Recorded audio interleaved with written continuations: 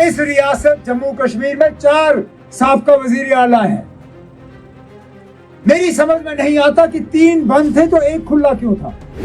बेशक इस मुल्क के वजीर आजम ने हमारे लिए आंसू नहीं बहाए, कोई बात नहीं, लेकिन कम से कम हमने यहाँ के लोगों के जज्बातों के साथ खिलवाड़ भी नहीं किया। और आज डोडा जाके वो हमें लेक्चर करता है, वो नेशनल कॉन्फ्रेंस को निशाना बनाता है। आप तो उस वक्त कह रहे थे कि 370 गया, भूल जाओ।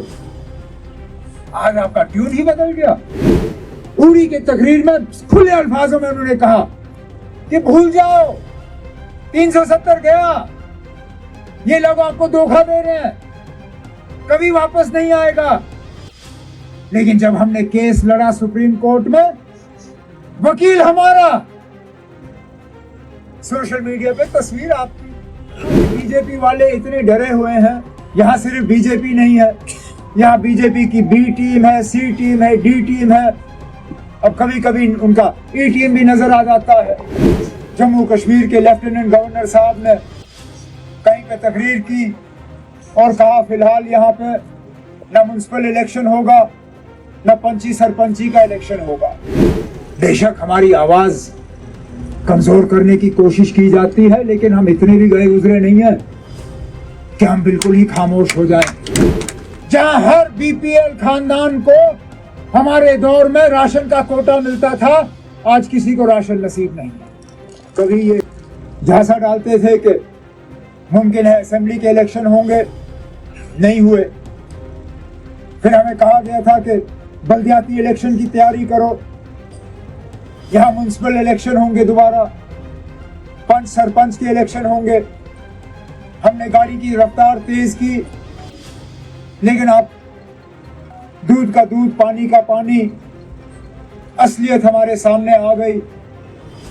रात को ही हमारे जम्मू कश्मीर के लेफ्टिनेंट गवर्नर साहब ने कहीं पे तकरीर की और कहा फिलहाल यहाँ पे न म्युनिसिपल इलेक्शन होगा, न पंची सरपंची का इलेक्शन होगा। और हैरानगी की बात ये कि बहाना जब तैयार करना था तो कहा कि यहाँ पे डिलिमिटेशन होनी है, नए सिरे से जो वार्ड है वार्ड बंदी करनी है, उसके बाद इलेक्शन होंगे।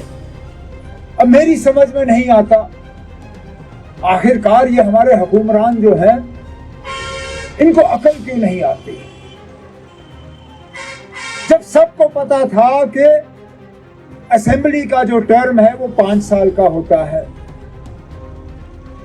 म्युनिसिपैलिटी का भी वक्त 5 साल का होता है, जब इनको पता था कि पिछले म्युनिसिपल इलेक्शन 2018 में हुए थे, नए सिरे से जब असेंबली के ये म्युनिसिपैलिटी के इलेक्शन होने हैं वो 2023 में होने हैं, तो खुदारा मुझे ये बताएं ना, डिलिमिटेशन की बात उनको आज ही याद आई?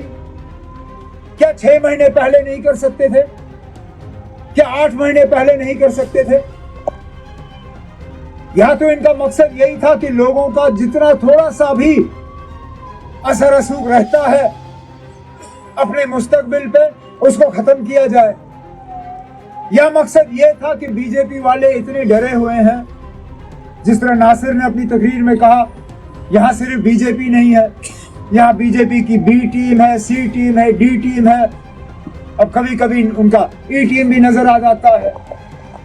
शायद मकसद डिलिमिटेशन का नहीं है, मकसद इन लोगों को बचाने का है, क्योंकि ये जानते हैं आज लोग इतने नाराज हैं हर चीज से, हर चीज में आज लोगों को सताया जाता है। चाहे सड़क पे चलते चलते गाड़ी को रोकना, खामखा लोगों की तलाशी लेना, बिजली के मामले में लोगों को तंग करना, पानी के मामले में आज पानी है नहीं कहीं पे,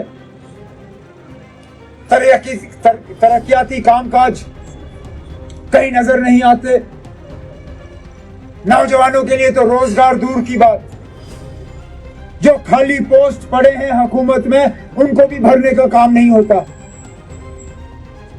जहां जहां ये रिक्रूटमेंट का सिलसिला शुरू करते हैं वहां धांधली होती है, लिस्ट में गलत लोगों का नाम शामिल होता है, और सारा सिलसिला वहीं पे रुक जाता। मेरे सुनने के मुताबिक आज सिर्फ जम्मू कश्मीर पुलिस में कम से कम 6,500 पोस्ट खाली है। 6,500 पोस्ट सिर्फ जम्मू कश्मीर पुलिस में। बाकी हुकूमत का क्या हाल होगा वो आपके सामने। लेकिन कहीं पे भी इन पोस्टों को भरने का काम नहीं। लोगों को सताने के अलावा इनको कुछ दिखता नहीं।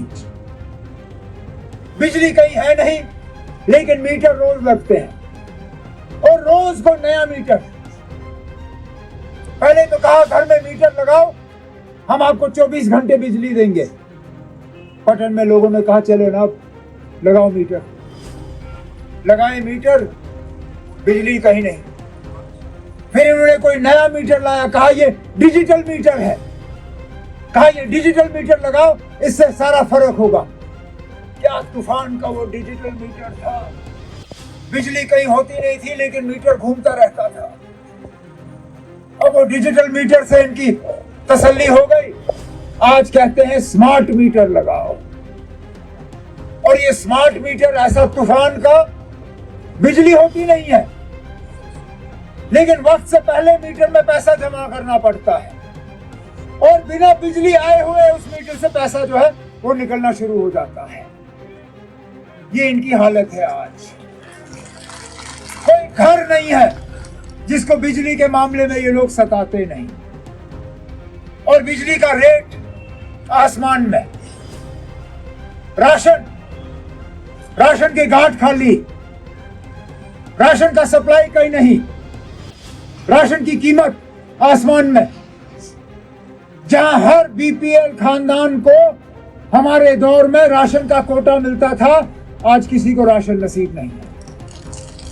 सैलाब के बाद ये मेरी हुकूमत है जिसने ऐलान किया कि पूरे जम्मू कश्मीर में मुकम्मल 6 महीने मुफ्त राशन का ऐलान होगा। जहां पानी चढ़ा भी नहीं था, वहां पे भी हमने 6 महीने मुफ्त राशन का ऐलान किया।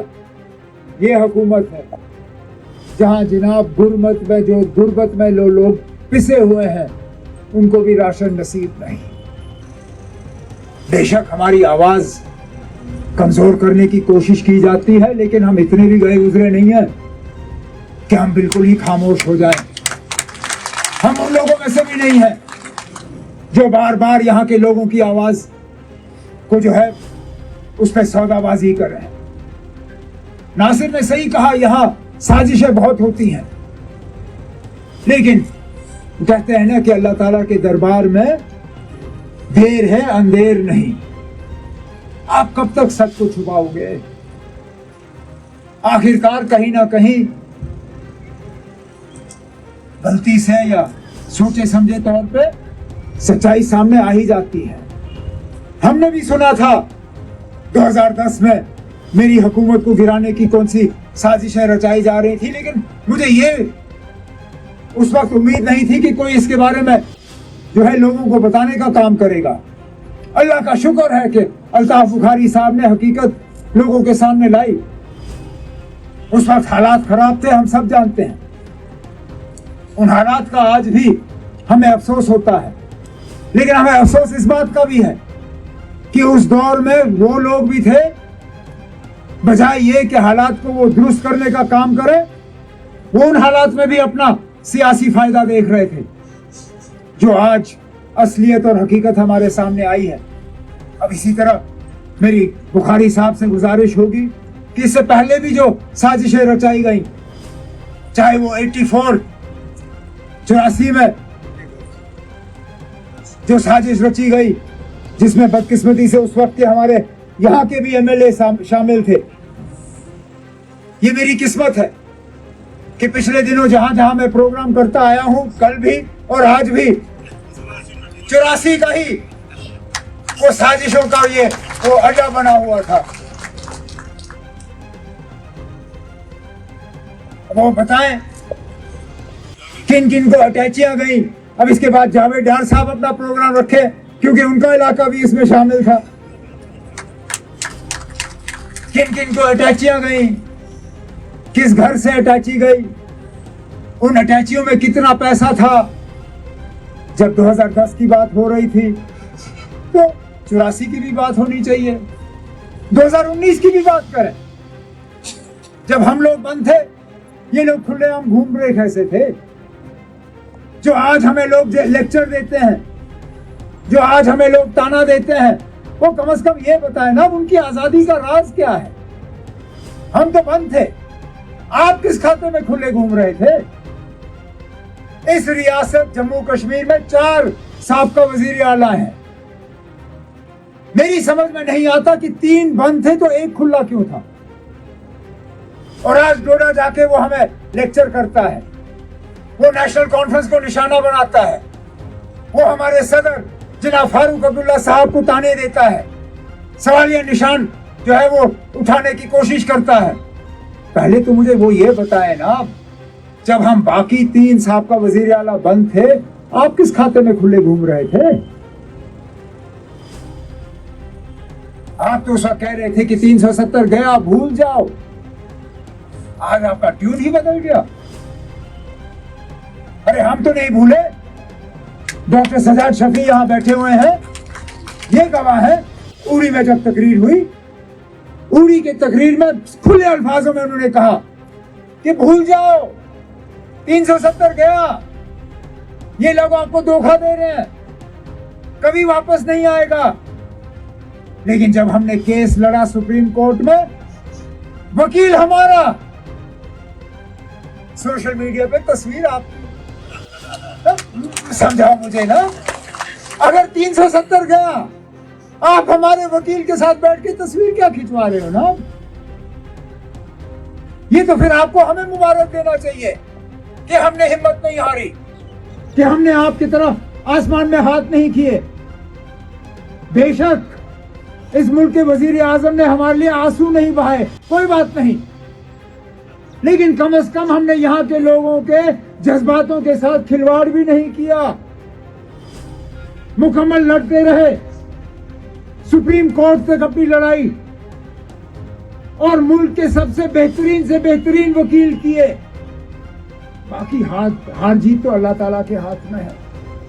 हम आज भी उम्मीद लगाए बैठे हैं कि इंशाल्लाह जब सुप्रीम कोर्ट का फैसला होगा तो यहाँ के लोगों के जज्बात के हक में होगा।